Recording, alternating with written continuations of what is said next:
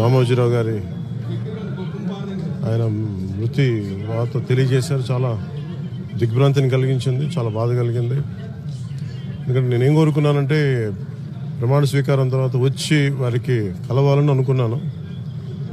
ఆ పాప ఆయన ఎంత ఇబ్బంది పెట్టారు ప్రభుత్వాలు గత దశాబ్దన్నర కాలంలో.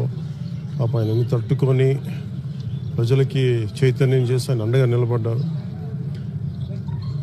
ఒక మహోన్నతమైన వ్యక్తి.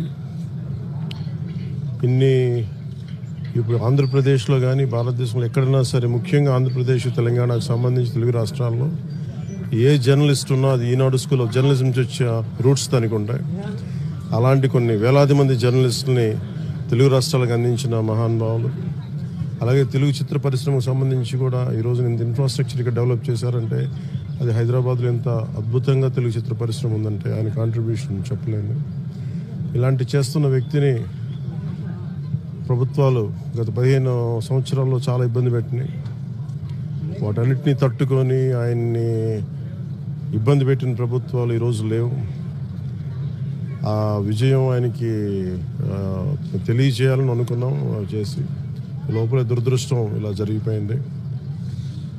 వారి కుటుంబానికి, ప్రతి ఒక్కరి కుటుంబ సభ్యులకి, అలాగే ఈనాడు గ్రూప్ ఆఫ్ కంపెనీస్ వారందరికీ కూడా నా జనసేన తరపు నుంచి, నా తరపు నుంచి వారికి నా సంతాపం తెలియజేస్తాం.